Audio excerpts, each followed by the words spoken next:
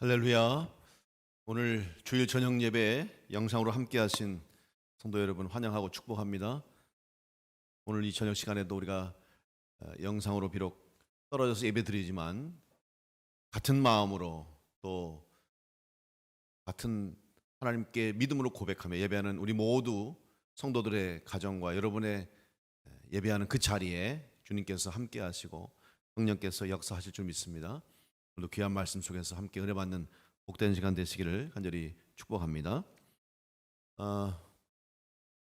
지금 사실 우리가 많이 또 어려운 상황이 있고 또 여러분도 이렇게 영상으로 예배 드리는 것이 어색하기도 하고 불편한 사람도 있고 또 어떤 분들은 벌써 이전에 우리가 경험했기 때문에 익숙하게 느끼시는 분도 있을 겁니다. 제가 곰곰이 생각해 보니까 두 가지가 다 문제예요. 익숙해도 이렇게 타성에 빠지고 또 이것이 우리의 신앙생활에 자리 잡게 되면 안 될 텐데 하는 생각이 들다가 또 불편하면 또 예배하는데 힘들지 않을까 하는 생각이 들어서 참 여러 가지 어려운 점이 많구나 하는 생각을 제가 해보았습니다. 여러분도 힘드시겠지만 힘든 가운데서도 최선을 다해서 예배해 주시고 참여해 주시고 기도해 주셔서 이 어려운 시기를 힘든 시간들을 은혜 가운데 잘 이겨낼 수 있도록 여러분 한 마음으로 함께 더욱더 기도하고 예배하고 또 주님의 몸을 세우는 일에 여러분 힘써 주시면 감사하겠습니다. 광고에서도 말씀드렸습니다마는 여러분 영상 예배에 참여하실 때마다 여러분이 거기 한 댓글을 뭐 굳이 여러 말을 달 건 없고 여러분이 이렇게 참여하고 있다고 하는 것을 알려주시면 서로에게 격려가 될 것이고 또 우리 성도들 간에 교제가 될 것이고 그리고 함께 참여한 모든 성도들에게 힘이 될 겁니다. 그런 의미에서 여러분들이 함께 참여를 부탁을 드리고 그러면 교회에서 문자나 카카오 채널을 통해서 카카오톡으로 여러분에게 소식을 알려드리는데 여러분 사실 주기적으로 정기적으로 오다 보니까 때로는 이것이 번거롭게 느껴질 수도 있고 또 성가시게 느껴질 수도 있을 겁니다. 그렇지만 우리 교회에서 여러분을 위해서 특별히 한 분 한 분 우리가 다 기도하는 마음으로 우리가 문자 하나 보낼 때도 그냥 성의 없이 보내지 않으려고 노력하고 있습니다. 또 여러분에게 교회 안내문 하나 쓸 때도 우리 교육자들이 정말 심사숙고하고 한 글자 한 글자 또 어떻게 하면 우리 성도들이 잘 이해하고 도움을 주고 하는 마음으로 우리가 정성을 다해서 지금 준비하고 있다는 걸 아시고 그냥 스팸 문자 왔듯이 광고 문자 온 것처럼 이렇게 좀 넘기지 마시고 확인해 주시고 또 관심 가져주시고 그래서 잠깐이라도 기도해 주셔서 우리 함께 모이지 못하는 상황 가운데 있다 할지라도 늘 주님 안에서 함께 교제하고 영적으로 하나되는 그런 시간 되시고 또 함께 예배 자리에 다시 만날 때 더 기쁨으로 만날 수 있도록 여러분 비록 떨어져 있지만 이런 온라인이라든지 인터넷이라는 또 SNS라고 하는 도구를 통해서라도 교제하고 예배할 수 있게 된 것에 감사하면서 여러분 이 어려운 때를 잘 함께 지혜롭게 이겨갔으면 좋겠습니다.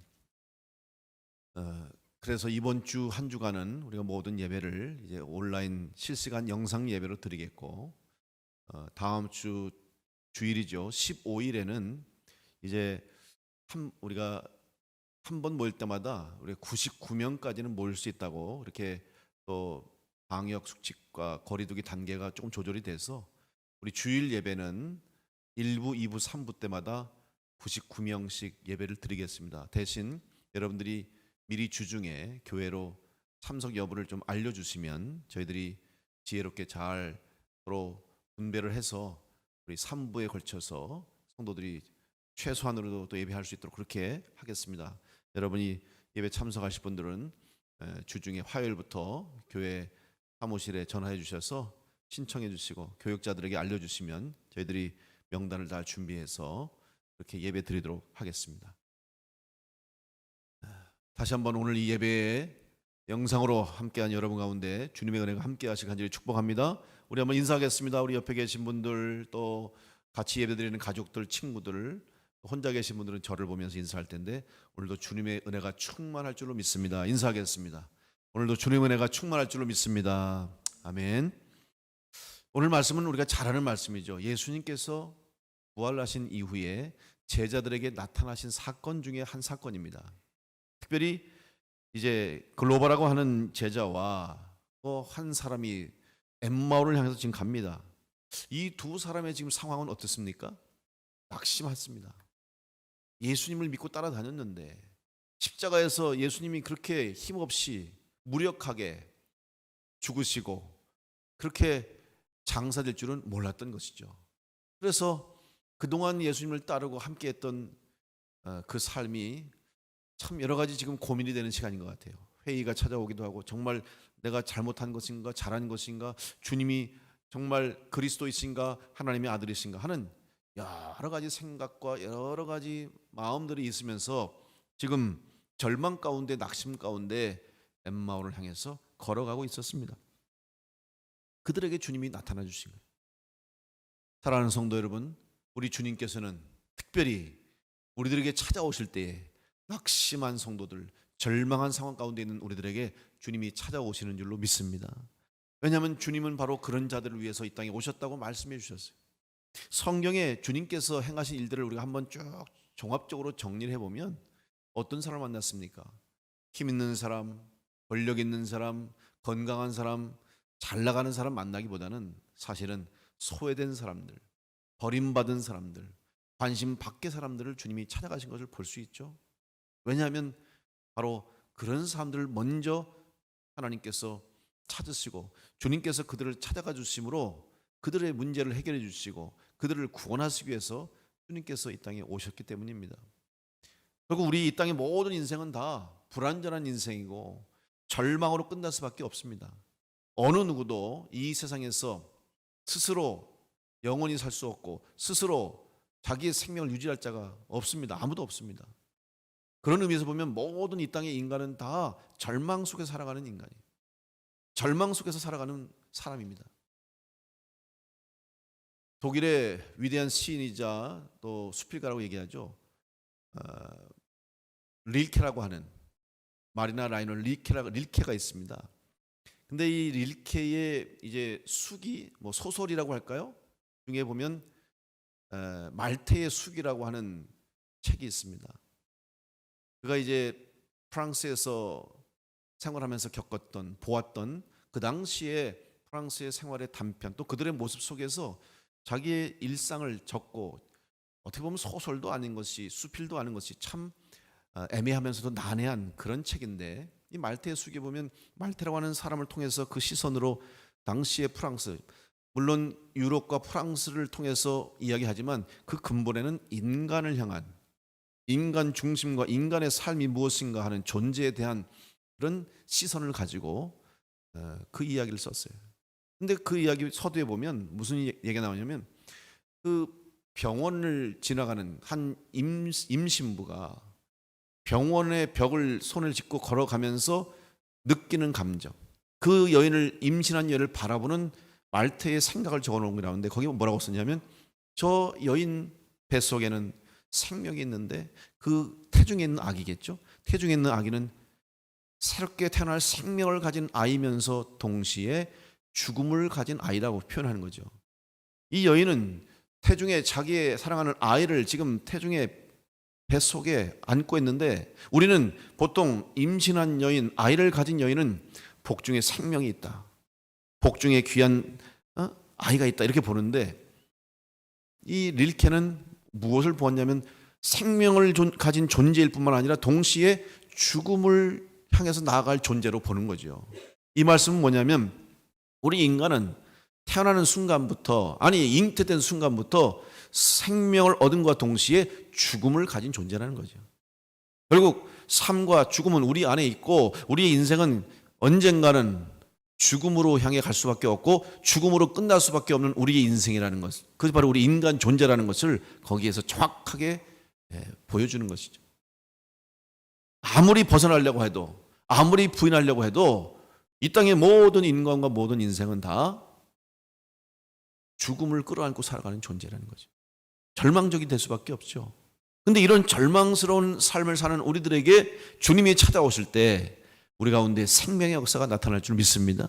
왜냐하면 육신은 죽음으로 끝난다 할지라도, 우리의 육신은 언젠가는 죽음의 자리로 들어간다 할지라도 우리는 거기서 끝나는 것이 아니라 주님이 우리 가운데 찾아오시고 주님께서 우리에게 새 생명을 주시고 예수 그리스도의 십자가의 보혈로 구원받고 예수 그리스도의 새 생명을 받은 성도가 되면 죽음으로 끝나는 인생이 아니라 그 이후에 영원한 생명을 얻는 복된 인생이 되는 것입니다.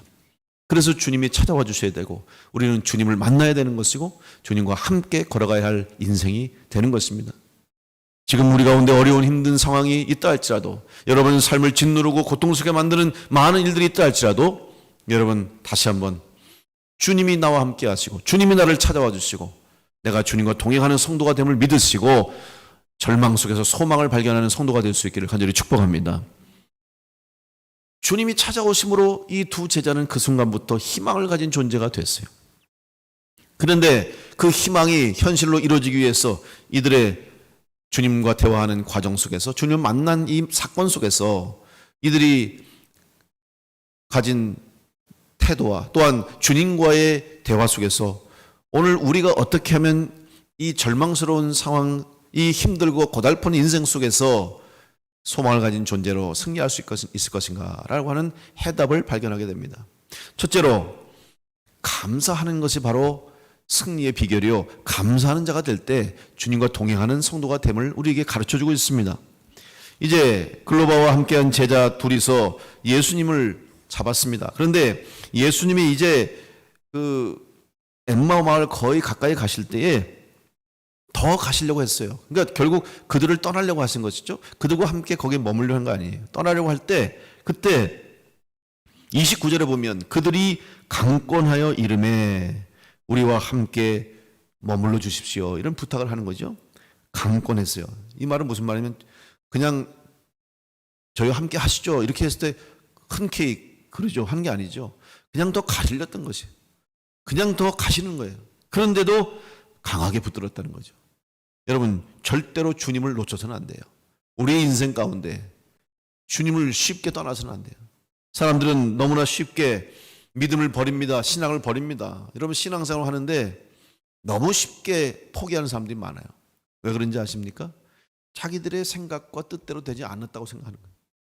신앙생활은 결국 내 생각, 내 뜻이 다 이루어져야만 신앙생활이 성공적이 되는 게 아닙니다.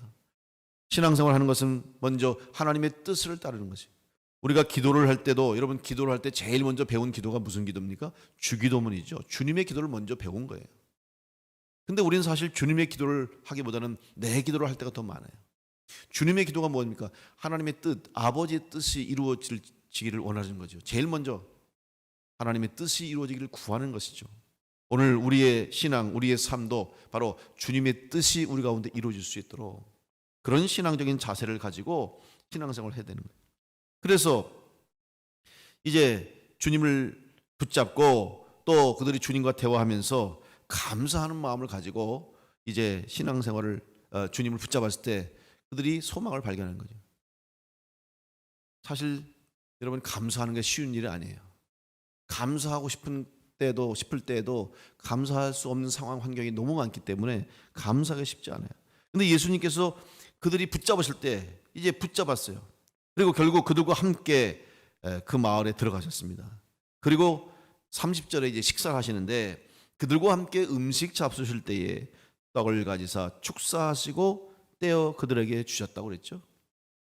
여러분 축사는 무엇입니까? 감사하는 거예요. 감사하는 거예요. 지금 제자들의 입장에서는 보면 감사할 겨를이 없어요. 또 감사하고 싶은 마음도 없을 것 같아요. 그동안 정말 어떻게 보면 그들이 생각했던 예수 그리스도, 예수님이 자기들의 인생의 해답이라고 생각했고 드디어 길을 찾았다고 생각했고 이제 그들의 모든 삶의 목적이 이루어졌다고 생각했겠죠. 그런데 그 모든 것이 마치 수포로 돌아간 것처럼 끝났다고 생각했기 때문에 감사를 잃어버린 거예요. 오늘 우리 신앙생활 가운데 가장 주의해야 할 것은 뭐냐면 여러분 감사를 잃어버리지 않도록 여러분 신앙생활에 가장 조심해야 할 게 감사를 잃지 않는 거예요. 감사를 잃어버리면 우리의 믿음, 신앙생활 다시 원점으로 돌아가고 아니면은 잃어버릴 수 있는 그런 위기를 만나게 되는 것입니다. 감사할 일, 우리가 감사할 일을 발견해야 되는 거예요. 오늘 사실 제가 제목을 알아볼 수 있습니까? 라고 여러분 제목을 정했어요. 알아볼 수 있습니까? 예수님을 예수님으로 알아봐야 된다는 거죠. 근데 그러기 위해서는 어떻게 됩니까? 영안이 열려야 되는 거죠. 우리는 육신의 눈으로 주님을 바라봐서는 안 됩니다. 우리의 인간적인 눈으로, 시선으로, 세상적인 시각과 세상적인 관점으로 주님을 바라보면 우리가 생각한 신앙생활이 될 수 없어요. 우리는 영적으로 또 신앙적으로 주님을 바라볼 수 있어야 되는 거죠. 그때 주님을 알아보게 되는 거예요. 지금 이 글로버와 이 제자는 엠마오로 가는 길에서 주님 만났지만 그들은 주님을 육신적인 눈으로만 보았기 때문에 주님인 줄 몰랐어요. 그들의 영적 자세가 그렇다는 것이고 지금 그들의 상황이 영적으로 침체되어 있고 소망을 잃어버렸기 때문에 그들이 주님을 알아보지 못했어요. 오늘 먼저 여러분이 우리가 영안이 열려지기 위해서는 바로 감사를 잃어버려서는 안 되는 거예요. 왜냐하면 감사가 사라지면 시험에 듭니다. 오늘 주일 낮 예배도 제가 여러분 시험에 들지 않도록 그래서 우리의 마음 속에 분노를 없애고 분노뿐만이 아니죠. 세상의 모든 우리의 신앙을 방해하는 요소들이 많이 있는데 마음에서 생기는 모든 악한 것들을 다 버려야 되는데 그 중에서도 왜 그렇게 되지 않으면 무슨 일이 생기냐면 감사가 사라지는 거예요. 감사가 사라지는 거예요. 불평하게 되면 감사하지 않잖아요. 미워하고 시기하고 질투하고 감사하지 못해요. 감사가 있으면 그 모든 것들을 다 덮을 수가 있습니다. 따라서 우리는 늘 감사하는 성도의 삶을 살아야 될 줄로 믿습니다. 지금 감사하기 힘들죠? 사실 감사할 일보다 상황, 여건, 환경 보면 힘든 일이 더 많아요. 괴로운 일이 더 많고 근심되는 일이 많아요. 그럼에도 불구하고 우리는 감사하는 성도가 되어야 할 줄 믿습니다. 그때 눈이 떠지는 거예요. 그때 보지 못했던 것을 볼 수 있는 거예요.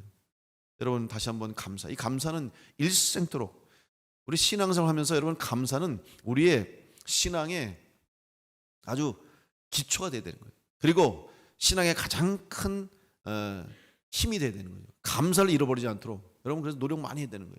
최선을 다해야 되는 거예요. 여러분들이 신앙생활 하면서 감사합니다라는 말이 하잖아요. 기도할 때마다 하나님 감사합니다. 근데 뭘 감사합니까? 정말로 고백한 대로 감사할 일들이 있습니까? 아니면 감사한 마음을 갖고 있습니까? 그렇게 습관적인 감사가 아니라 정말 하나님 오늘 감사합니다. 오늘도 정말 하나님 이렇게 살아가는 것이 감사하고 오늘 내가 여기까지 온 거 감사하고 이런 진정한 감사의 고백이 있을 때 영안이 열려져서 주님을 보게 될 줄로 믿습니다. 축사하실 때 감사할 때 그들이 주님을 보게 됐어요. 눈이 밝아졌다고 그랬죠. 주님이 감사기도 하시니까 그들의 눈이 밝아진 거예요. 감사가 그들 가운데 생긴 것이죠. 오늘 여러분 삶의 주변에 또 여러분의 상황과 환경 속에서 다시 한번 감사가 있게 되길 간절히 축복합니다. 힘들지만 그래도 감사할 게 있잖아요.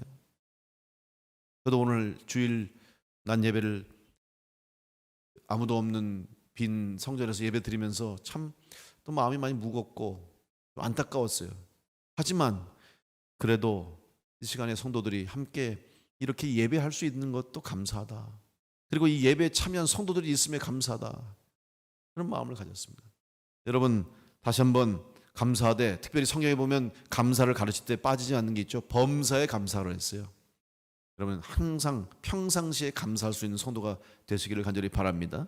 평소에 감사하지 못하면서 무슨 일이 생겨도 감사할 수 있겠습니까? 근데 이 감사는 가르침을 받아야 되더라고요. 가르쳐야 돼 누군가가. 이게 상당히 중요해요. 제가 지금까지 목회를 하면서 많은 사람들 만나봤는데 이 감사를 몰라서 못하는 사람 많아요. 문제가 있는 거죠. 가르쳐줘야 되는 거예요. 어려서부터 감사하라고. 아주 작은 것 하나 감사하라. 여러분 자녀들에게도 그렇고 여러분 뭐 손주 손녀들에게도 할아버지 할머니 돼가지고 뭘 가르치냐면 애들한테 그냥 감사하는 거 가르쳐줘요. 그러면 그 인생이 달라지는 거예요. 간단한 것도 감사해요.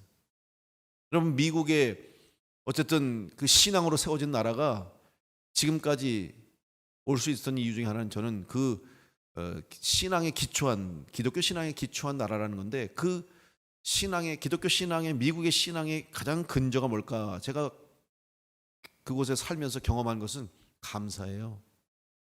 물론 그들이 이제 메이플라워를 타고 와서 땡스기빙 추수 감사절을 통해서 그들이 그 땅에 정착하고 살아남았듯이 감사로 시작한 나라거든요. 근데 일상생활 속에서 정말 감사가 있어요. 저는 어린아이들 이렇게 부모님들이 가르치는 걸 종종 저도 이제 아이들 기르면서 학교에 가거나 아니면 뭐 아이들과의 부모님 모임이라든지 여러 가지 행사에 부모님이 꼭 가야 될 경우에 제가 쫓아갑니다. 그러면 여러 장면을 보는데 무슨 걸 가르치냐면 요만한 애들이 있잖아요. 애들한테도 자, 뭐 간식을 준다 그러면 일로 와 그래가지고 자 과자 먹어 그러면 그냥 가잖아요. 그냥 먹고 아무 말도 안 하냐 그러면 엄마가 그냥 다시 와. 자 뭐라고 해야 되지? 묻는 거예요. 그러면 애들이 처음에 모르는 애들은 말 안 하고 그러면 감사합니다. 땡큐라고 해야지. 땡큐 그러면 주는 거예요. 또 까먹고 나중에 또 두 번째 가서 또 자 간식 주면서 아니면 뭘 주면서 줬는데 애가 아무 말도 안 하잖아요. 그러면 또 엄마가 뭐라고 해야 되지? 이제 영어로 간단하게 하면 딱 한마디만 해요. say라고 얘기해요. say는 말하다냐 그러면 엄마가 say 그러면 애가 thank you 그러면 주는 거예요. 그러니까 그 아주 어려운 어린 애들부터 작은 것 사사로운 거 하나에도 감사하라. 감사하라. 아주 이것을 몸에 배게 교육을 시키는 거예요. 이게 아무것도 아닌 것 같지만 그 아이의 인생에 앞날 살아가면서 작은 것 하나라도 누군가 나에게 도움을 주고 나에게 힘을 주는 것에 내가 감사할 수 있는 것이 몸에 배는 거죠. 오늘 우리들의 삶에 정말 감사가 살아있는지 다른 사람 생각하지 말고 나부터 여러분 감사하는 성도가 될 수 있도록 다시 한번 여러분 삶에 감사가 회복되시길 간절히 축복합니다. 어렵고 힘든 일이 많아도 그럼에도 감사하는 성도가 될 때 주님이 찾아와 주시고 주님 만남으로 영안이 열려지게 될 줄로 믿습니다. 두 번째 영안을 열리게 된 이들의 이유가 있는데 그것은 뭐냐면 주님께서 주신 이 떡을 뗄 때 함께 떡을 뗐다는 것이죠. 이걸 떡을 뗀다고 하는 것은 함께 나누는 것이고 함께 식사를 하는 것은 함께 같이 생명을 나누는 걸 의미하는 거죠. 우리가 식구 그러면 뭐예요? 같이 음식을 먹는 한 집안이고 같은 한 음식을 같이 먹잖아요. 여러분 음식을 같이 먹는다는 건요. 지금은 사실은 그렇게 우리가 뭐 피부로 와닿지 않지만 여러분 옛날 사람들 한번 생각해 보세요. 요즘도 지금 뉴스에 오늘 보니까 어제도 보니까 어느 지역에 김밥집에서 상한 김밥을 먹어가지고 지금 많은 사람들이 식중독 걸려서 지금 뉴스 나오잖아요. 왜 그런지 아시죠? 같은 음식을 먹은 거예요. 다 뿔뿔이 헤어져 살지만 같은 식당에서 만들어낸 김밥을 같이 먹었더니 상한 그 식중독균이 들어간 음식을 먹어 김밥 먹었더니 다 지금 배탈이 나고 식중독에 고생하잖아요. 같은 음식을 먹는다는 것은 어떻게 보면 생명을 같이 나눈다는 의미예요. 오늘 예수님과 함께 떡을 뗐다는 것은 주님과 함께 이 세상에서 생명을 나눴다는 것을 의미하는 것입니다. 여러분 특별히 주님께서 그들에게 사랑의 마음을 가지고 주님인 줄 알아보지 못하는 그 제자들을 향해서 주님이 축사하시고 감사하면서 그들에게 사랑으로 나눠줬을 때 떡을 떼었을 때 그들이 주님을 알아보고 영안이 열려져서 다시 그들의 삶이 변화되는 역사가 있게 된 줄로 믿습니다. 우리는 사랑의 떡을 떼는 거예요. 교회 공동체는 떡을 떼는 공동체죠. 예수님께서 그래서 성찬을 우리에게 알려주신 것도 우리는 한 떡이요 한 몸이신 예수 그리스도로 함께 나눈 거예요. 여러분 우리 교회 모든 성도들 우리 안에는 예수 그리스도의 피가 있고 우리는 주님의 몸으로서의 서로 한 생명을 가진 한 생명을 나눈 생명 공동체로서의 교회요 성도라는 사실을 기억하시기 바랍니다. 그래서 우리는 이 살리는 일에 힘쓰는 것이고 함께 살아야 되는 거예요. 교회가 나 혼자 잘 사는 게 아니고 같이 잘 살아야 되고 같이 함께 강건해야 되고 같이 함께 복된 인생을 살아가고 같이 함께 주님께서 맡겨주신 일들을 감당하는 것이 바로 우리 교회와 성도의 사명임을 기억하시고 오늘 글로바와 이 제자가 예수님 만남으로 또 예수님께서 주신 사랑의 떡을 감사함으로 받고 주님과 함께 동참했을 때 그들의 영안이 열려진 것처럼 여러분 주님의 일에 동참하는 성도가 되시길 간절히 축복합니다. 어떤 일이든지 크든지 작든지 여러분에게 주님께서 원하시는 일 여러분과 함께 하기를 원하시는 일에 기쁨으로 동참하고 감사함으로 협력할 때 우리를 통해서 하나님의 뜻이 이루어지고 우리 교회가 세상을 향한 사명을 감당하는 교회가 되고 여러분의 삶과 가정이 주님께서 주시는 뜻을 이루므로 영광 돌리며 하나님이 주시는 복과 은혜가 넘치는 가정과 여러분 삶이 될 줄로 믿습니다. 세 번째 오늘 이 제자들은 주님의 말씀을 들었습니다. 여러분, 말씀을 들을 때에 영안이 열려지게 될 줄로 믿습니다. 말씀을 듣는 거예요. 믿음은 들음에서부터 난다고 그랬죠. 듣지 못하면 알 수가 없고 깨닫지 못하는 거예요. 오늘 아마 이 제자들이 예수님을 강권하여서 함께 머무르지 않고, 함께 그곳에 유하지 않고, 함께 떡을 떼지 않고, 그리고 함께 주님의 말씀을 듣지 않았더라면 이들은 주님을 잃어버렸을 것이고, 주님을 놓쳤을 것이고, 그들은 절망 가운데 비참한 삶을 살아가게 됐을 거예요. 32절 말씀 보시면 그들이 서로 말하되 길에서 우리에게 말씀하시고 우리에게 성경을 풀어주실 때에 우리 속에서 마음이 뜨겁지 아니하더냐 그랬죠. 여러분, 마음이 뜨거워지는 거예요. 말씀을 들을 때에, 말씀을 들을 때 우리의 심령이 뜨거워지고 은혜를 받는 거죠. 성령을 받은 거죠. 여러분, 웨슬리 목사님, 존 웨슬리 목사님, 우리 감리교를 창시한 목사님도 감리교가 시작되기엔 가장 중요한 사건인 올더스 게이트 거래에서 회심할 때도 바로 로마서 주석 서문을 읽는 것을 들었을 때 그 말씀이 그 목사님 마음속에 뜨거운 경험, 뜨거워지는 경험을 한 거예요.